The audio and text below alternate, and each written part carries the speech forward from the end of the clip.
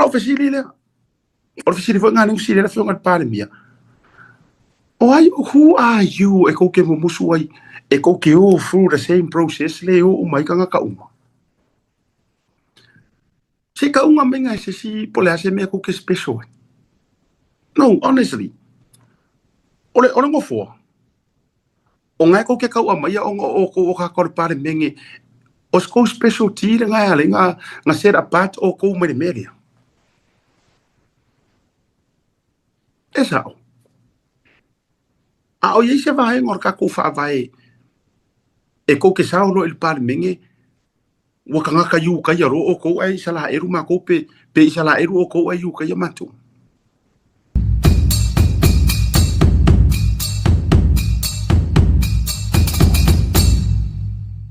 Ole atato me i mai lisi tato mata upu whaasoina. Ole mata upu o lewa no o fia whaasoina. Ole mata upu e winga ile drug test. Po ole whaia o su enga.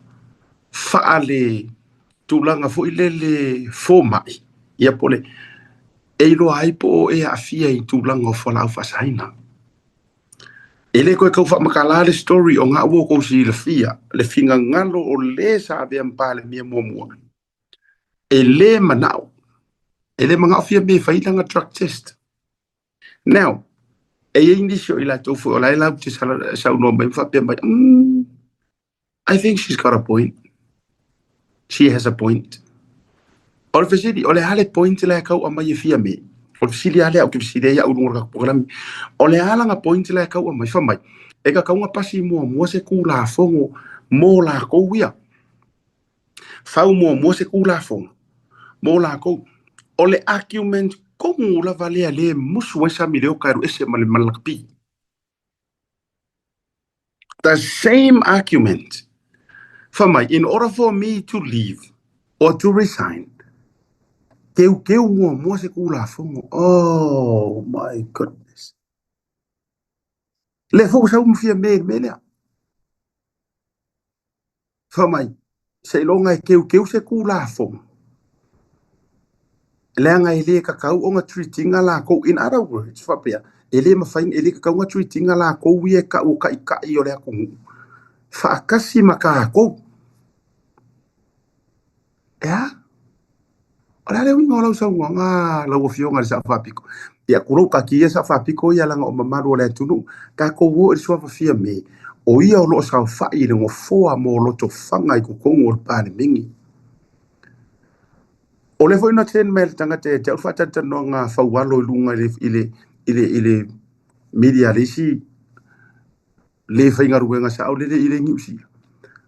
E atangia mai, e lango fo e fia e whaualo le mau fia me. O le fesidi, o ai o kou la kou mo musu ai whaingi kou drug test. O la fesidi lea. O le fesidi fo ngani usili le whionga pāle mia. Why, who are you? E ko ke mo musu ai. E ko ke o through the same process le o mai kanga ka uma. Se ka unga menga se si pole ase me ko ke special. No, honestly. Ole ngo fo. O ngai ko ke ka uma ia o ka ko pare menge. Os ko special ti ngai ale nga set apart o ko me media. Esa. A o ye se vai ngor ka ko fa vai. E ko ke sa lo il pare menge. Wa kanga ka yu ka yaro o ko ai sala eru ma ko pe sala eru o ko ai yu ka yamatu. Fakula fa so alia o fa so. Fa vai mai le kuspa ia. Okay, lo alo fionga fia me kiri ka di kongu me fa kiri sia. Wa ma fa ngfo le lenga e abc le ka voile lo yesu le nga lo fa. Okay, lo ilo tel tunu kiri sia e kiri. This is my own opinion. Because fua ya me ye ke e fa maranga i mai mamangu mai lunga. E atania mai e te au. E ke le kirisiango, e ke le alesi fakula o kala lea. Ai au ngai fafonga mai o ko umai ko ke fia lango le mele. Ele ai masesi o ka ko ever leave or will people e mawhai o nga whakusa ia Yesu ke riso. E le ai masesi o kākou, e mawhainga whaakusa ia Yesu, o le ale winga ora ukara, ale winga na whaasua koe lea mea. Ai wukou sira fia. Inga ua sau Yesu ke riso ilanga misio, ngari fonga ele ele. O le mea mua nga manga o Yesu e whai. E fia papakiso. Ma fia papakiso. Now, o le ale mafua anga e alai o nga papakiso re kangaka. O a mafua anga. Anga e ka umere kuspa ia. Baptism for the remissions of sins.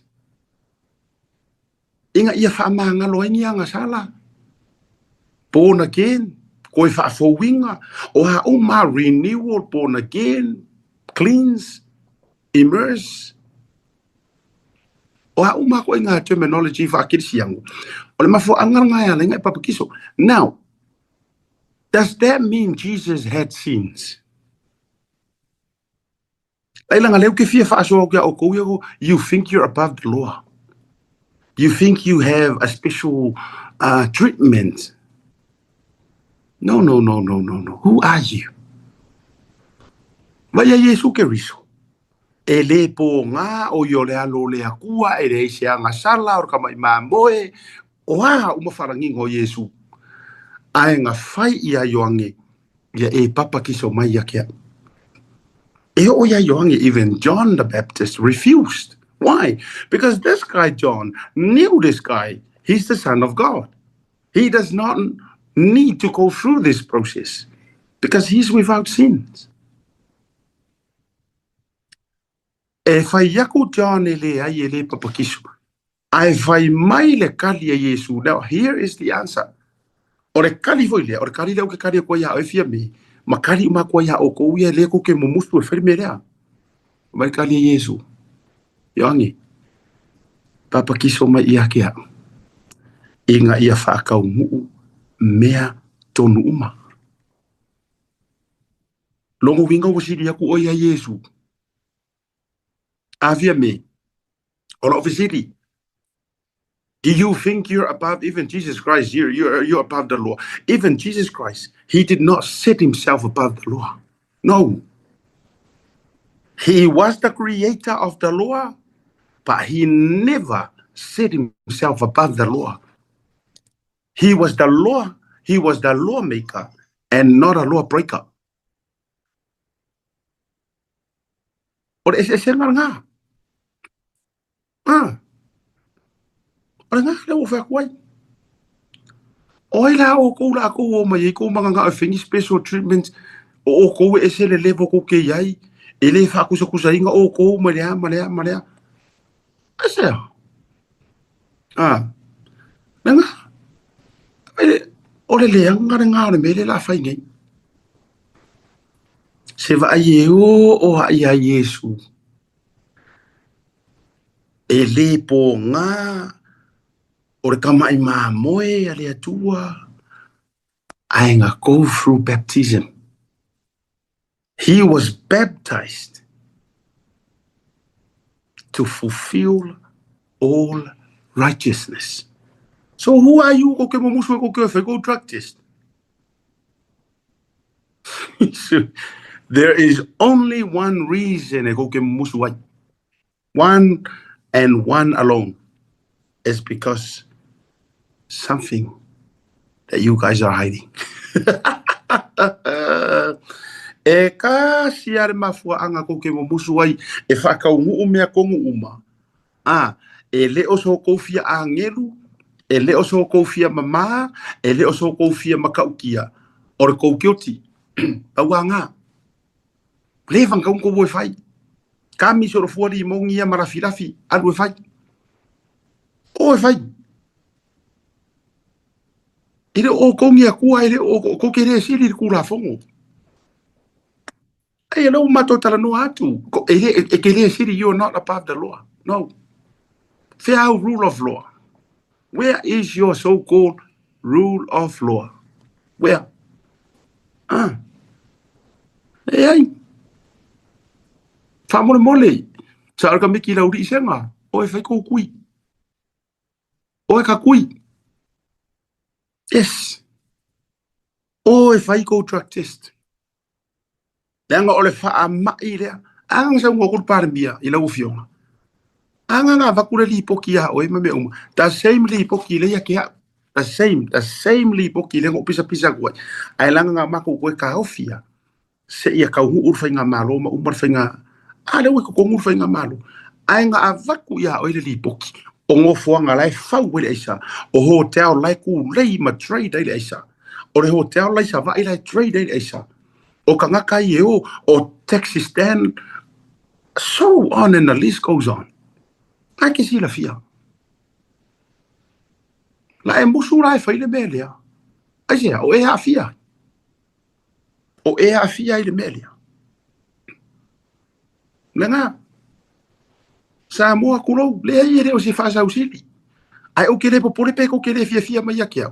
Pa wana me o ke popole. I ke ua le fia mai le akua. Pa wana. Pa wana me ke ua le fia mai le akua. Ma pa wana o le me ai. O ke musu ai lai fai. O ke musu e soli le mava ma le akua. Inga ke i se mea o ke se ai. O nga whaasanga sanga mai leo le akua mo le mora kanga kai kau kara whaapi o pi o i le kau kara sa. E ro le whaangongo anga o le loko. O le whaangongo anga o le loko. O ngoro kou o ifo kou whai mai. Se whai mua muangi kūrafo. E kau mua mua ya o kou ngā mea. E kau whai ngā mea. A o le mea o e loa lo e volunteer. Ke ro le mea lea. Le lau wakore si example. O le mea lea. E kai peia o lo so soangi fo ile le e ke support your friend or family member in cancer, right? It's just the same. If you're not used to shaving your hair, but because you wanted to support somebody, you can voluntarily to shave your hair. It's all going to live here. You don't have to ask if I say regulations, if I say constitution, it's we the constitution. Fako ama whainga sele umaka ko uru. Poa uma mea whainga ko e support your friend or your beloved person. E go through hardship whapea. Ele ai ma se nga ma mea ia. You can volunteer from your pure heart. E kau pasi o le hase kūrafo ngoi lea mea. E kau whai o le hase kūrafo. E whai mai rou loko fuaki eifo. Ai alu e declare. A whai o ngai ke ingu fuala au o ngai ke mai whaku. A whai e ke ingu fuala au o ngai ke mai ngungu. E ke ingu fuala au o ngai wa uma. Declare that. E ke anua whai declare whai ai just before I whai lau drug test. Langa lau I'm gonna do this for the sake o le aku ngu for le. Ai kau anga whai loa. O la whang fuala au ia. O pepe fuala au ia. E ke ua whai se kousiaki ai consider e kui. Maa. Ai kasi ale mafua anga e ke musu ai. Musu ai whi mawhau alo. Musu umarisko o kele. Ai sea, le anga o kou ingoa ia lau mangu ia kua mea. O kou names ia lau mangu ia soro mai kua ile kasi ia soro mea kanga. Ea. E kasi ale reason e musu ai kanga. Ela ngā le ngu whetu. O kaso wha ngoa ngoa. I ngei kua i ngā kai kai. E o mai. Ai mo musu. E o mai e whai maka i mua. Aka o kai. Wakure si whake ka inga. Ko ke roko. Lewa nga whio hai o Yesu maonga so. Ai lakuare whawhinge. Lakuare whawhinge marisua hau ala pasa. Lakuase sa ailonga laulu ai mulu ai vai o Yesu. Alele whaakarika di ale awari i e whewhua i ma Yesu. Se i pasi se kūra whongo whako am whaingoa i fwoi. E wha me maula ko sua hau e muru ai vai Yesu. Ale nga whewsofi whaikau kuspai. Whewsofi uro le mai tina. Mai maula whango ala pasa ka unga kāre whakau misau kupi. Tamai. O le winga leo ke whai aku ai. E iai le me ka ue ke ui le process. E iai le me ka e ke whai mai i lo loko le lei. E le mo o mia hai fua se kūra whongo i pasia. Ai kasi lava le mafua anga. o nga o lo ia ingi mea o lo nganga. Awanga. E ro e ngango whanguangwa. Nanga ua peiwa kou sili a kui rungo o mea nga whai e Yesu. Ia, le wo wakua reo o kako sa awa kur whake kai nganga. E le mo o mea se papakiso o Yesu. Aisea, nanga o io le alo le akua. Ae ngā alu a papakiso. Aisea, ngā alu papakiso inga ia whakaungu mea tonu uma. Era ni mea ringa musu fia me ke aro e whailau drug test. Kau whakali fōra se I pasir ngā kūra whongo, pese I kau whaise kūra whongo whapikua, pese I kau wāmam, aisea, kasi ar mafuanga. And one reason alone. Ko ke musu nge ke wai wheo le mua mua. Sauro leo le spesili le nga sauro le whionga ka I sa whapiku whamai. A whai la ngai mea, a wai le spesili ngwhape ngā whamai. O le ala re kua paka kua, me ngai ai ke ua uma e ngā ala ala e a fia I se whai puli. A o le nga sau ko kongu ongo o ringo fōa. Simple yor karinga o le meranga. E ke vesili ko kumalo. Ko ke fia manga ngā o ngofos ko whai pule ai sai kongo o parmingi. E ko ke manga ngā o ngofor ko whai pule ai sai kongo o parmingi. O ko sila sila. O lea ua tau sila ma mako wa ai I le wha ka o mea. Last month, ma singa nang te akungi. Anga ia ka ngaka ngā ua moria. Ar ka maroanga le ngai maua mai kuai whale ariri. Pea o ia maronga kari. Ale nga momo e lalo le wha maru le sapa. Anga le ua maua mai e leo le aisa. Por wha kaunga le aisa, por le ulanga le aisa, por kure ingo le aisa, o le aisa. A le hale wingo le whamitelanga. E o se ingoa le leila o whale ariri. E fia ai le iku maro, pe ang wha pengi la e saur ka maro le iku kong. O whai ngā sala maka ngā me whai. Kasi ar kari o mea ia. A whai lau drug test e wha maungia. Kuri wha maro lo mare ko whai pule. Kuri mare pāne mengi. Ai ave whai su criminal. Ora ko ke mo musu. Wha soar ngā. A ke lengi o kou whaku. Ma ora o kala hoi lea. A e koe fia manga o whaku kuanga lea kungu. Kua lalo leo ke wako le whionga sa whapiko. A e koe fia mana o e maa loinga, if you want to win back the souls and the hearts of the people, go do your drug test. Yes. Do your drug test. Come clean from all these things lea I cases ye kua iai oe. E lau mangu iai lau suafa I le merenga mari wasinga vayanga. I lau ako, e le fongi, tablets, o hau mangi mea. Yes. E mo o miar come clean o oi mea. Leanga o le ua maliu pengi a minga. A o le ua maua re wha makalanga ma re wha maunga. E whaisi ke le o ngai mea ia o e ie so ka ngai I. Yes. Ke le a la le mo o mianga o lo come clean. Tai, real talk lau whaako. A e koe manga o e koe sila le kungu o le puringi sisi.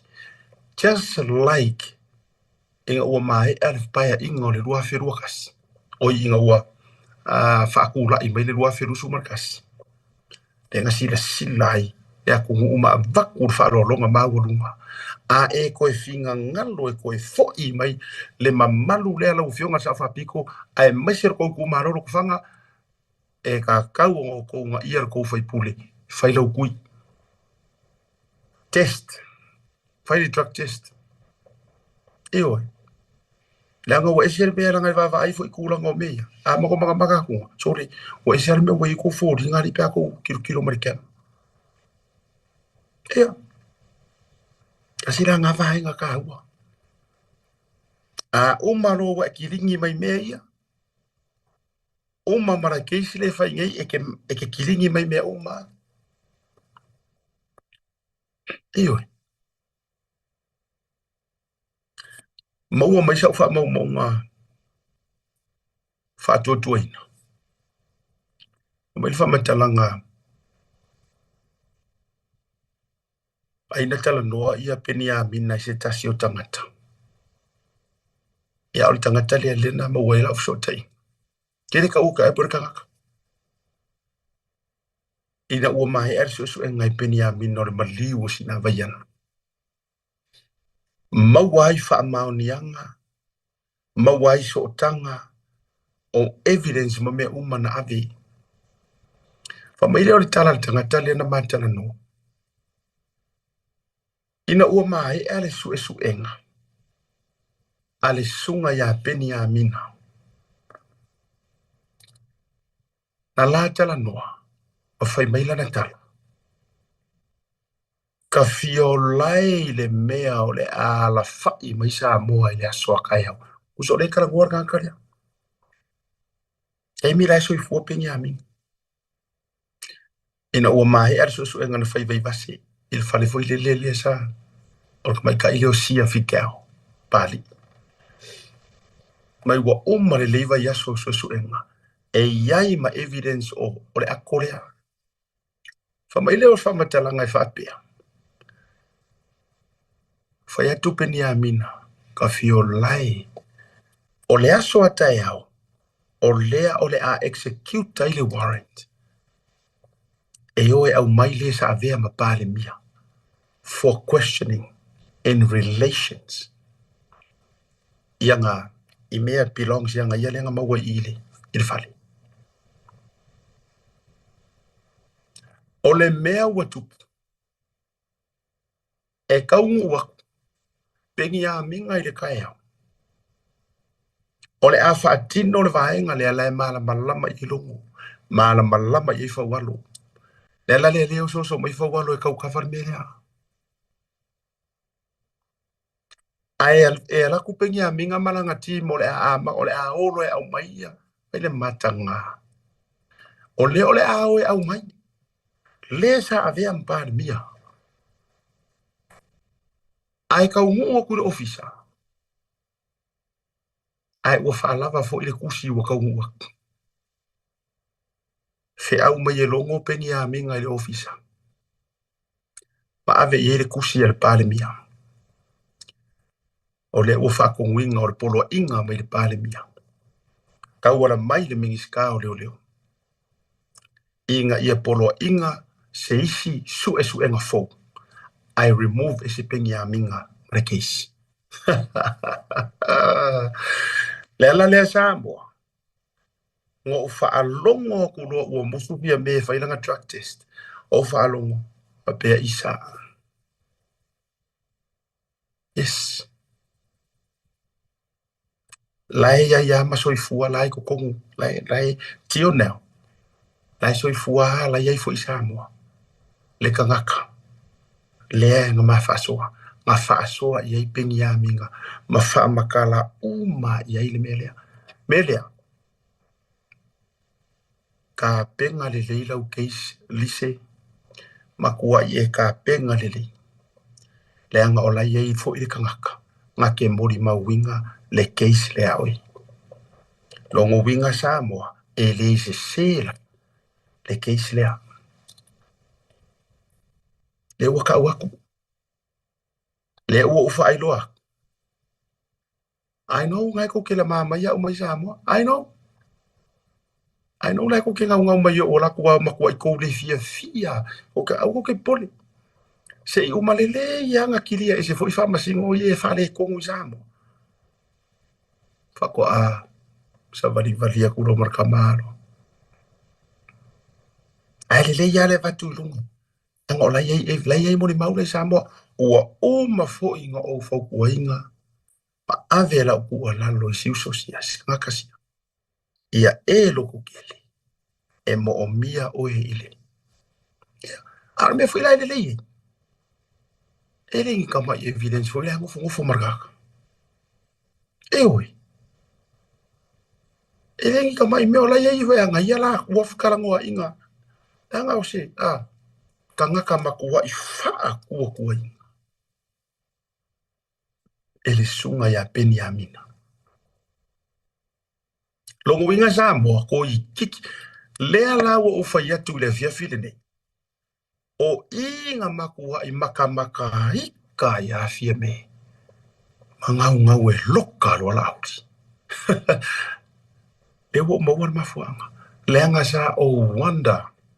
Samoa, I was wondering why ua makua o onga ia fia me. Le whaakamari I ma le whaakupu ala auri nga ave ia. Yes. Makua I o fili lo mafofau. I even question le sunga la auli al mari ko ilisi kamarang. What have you done? Like, honestly, honorable, what have you done? Ele lope wa faya se mea onga wai ka lo makua ya we. Ele kai mena mana tua. O le kau ke ngau mai koe keu. E koe faisi so kanga lele. Le ngai kau kire I manga ngau ma le pere fast. E o le sa a fawalo. Ko se sira la so le nga fa ko le papakiu fo ile. Le ngai la papakiu le ngau live atuai ala mo ke la lo fa le I luma o lo fa le manrewa. Male fionga ya fawalo. Mo ko ke minga la wa ma ka va fo nga va. E yo o le fionga ya fawalo nga o you know I bleed to him for ile. E yo se fie so vale ala nga e yero ka ko duty of care. E yero ka loko fo ile ko al fa walo se pari ia. Just do something fale leile va la auli ma fie me what happened? Fili lo ka ma fa. Ai kasi ar mele le ka me fa walo. For my or conspiracy le ku ai auli. Or mele le nga o mang ave fa singo. Ai lilo I manga ku Samoa nga saungi pengia minga arrest fie me. Lailo longo I kingo niuris. Eu kawa. O ke le loa sunga lauler mali to pengo nga sila fier nga mea. Wa ke loa ye mea la wo block mai siaming iska. Pa le wo fa ya kua. Nga makua I ka penga nga o maror su enga le nga fai vai vase I le maliwo singa vaianga maua e pengia minga evidence. Remember o le whaalanginga o pengia minga e ka ua e anga poisi o langa team. O le pule o maliu. He was the only one, may not be the only one, pe ko fia lako. O pule o maliu nga wenga whale o leo. E le mawhainga removing as e king o maliu po se mea se ilonga e kau o pengia minga. O kukau mo maila. Samoa, o le alanga ka penga o le arrest ia pare ia fia me. O le ka penga ia. Langa o le kala le arka ngaka lea. Mai so le. Mai vangare po ako. E le yo so se fia moe apo. Pau wale kala. A pengia minga. Ka fio lai le aso a kai a orke mila a mangu wai lunga le news rengi. Nanga le mo ke uso kuloma ko loa. E au mai ia e lo kamel pari mia. Yes. E a wai ke ia. No wai king. That's why ye leka I kai ngo whaalangia o le wapa aku. No tulo. Okay roa makai le wapa aku. A uke le whaalangia o e. Because e maka ukia au mea ngai whaian. Maka ngarua ngau leo. Yeah. E la uko keke. Yala uko keke. Maka penga pengia minga malanga team. O ko fo ia ko ke lori story lea. Le team pengia minga. So ia ko ki pala ai mo so ia ko ki la lafi. Kau kakala ko muku. Oi furunga kau kakala le bo kau ngai kau. Tanga la ir mo kukur mela. La fo ia evidence.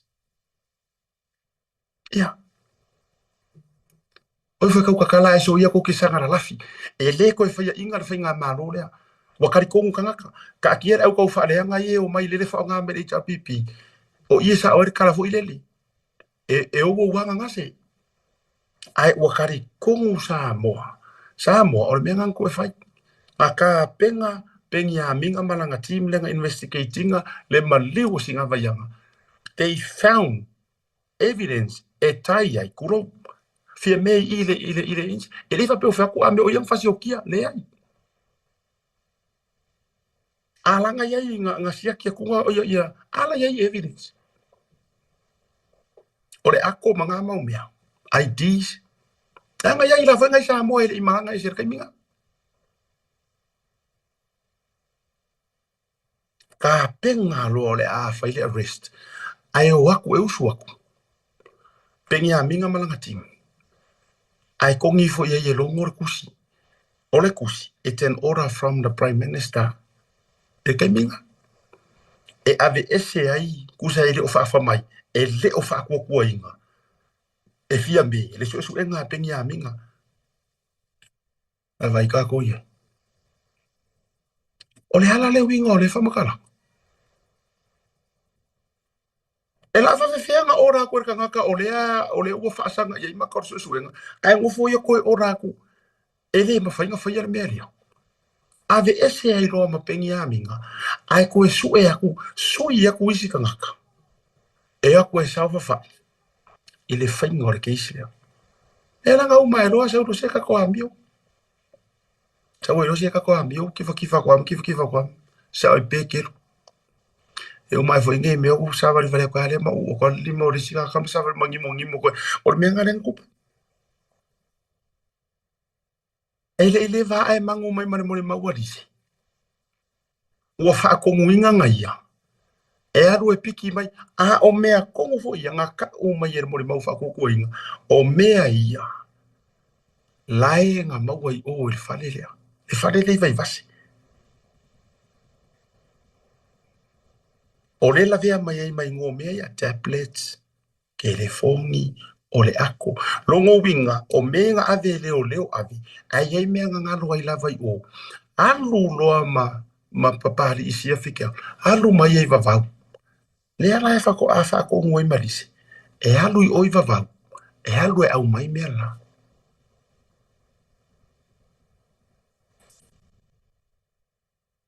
e rama fu anga wale ngo ko e kango fai loa kuri faanga le anga wo uloanga o maliu pari le walu pari isi afika wa take o mai nga ia mea ko e pawar ke isi le ka ke ka penga ku ye ko ke isi ar ko finge alisi o umanga ave la ufau kuanga umanga ave la ufa malo si au e ye fo ile si uso a media fa sala la ufa ku inga isa mo wa mai ale le on of soka ma wa uma fo on of soka ye il mo maula ta ko ku fa kas ta time ka ku fa kas se ma ku expose ngai ku inga ka ngaka le ro lo fa va peng yes yeah ela nga o mafuongo fa so me fa maruru ko pa yori ku maruma ai wo ke fe ka me ke ulang a fa ko ke le o longi me a fa fo yo nga ka ngar me ko ke mara malama a ko ngo ngai ko ke mara malama ke ke uru ma fa le mayor ko ka ngaka mari era ko fe ngaru ka o fia ngar me nga ke ro ka o fia ngar me nga ke ro ai se me la nga a fa ya ke le ro se me ku fa nga ka ro mara malama me nga ai wo mafuono to ave tour va nga le onga ole mo musu e fai go drug test. Tu lo wa, ele se fsili el palmia. Oi oko, e lo se fsili ele anga nga mea. Ole fsili. Ai se ala ko ma fo fo, ko ke sili aku rungo iska ngaka. E ai ele fa pe ku lo wa, la vai le fionga palmia. La manino, ele fa pe a palmia. La sili aku ila ele irunga ri kulo. O ka ko uma o tangata nu o Samoa. E ole fionga fon fikarai o manga sa ngo fa penga. Tako me ai. Mela le fa uma ko fa so il au vai ngale. O fa go drug test. O fa go drug test.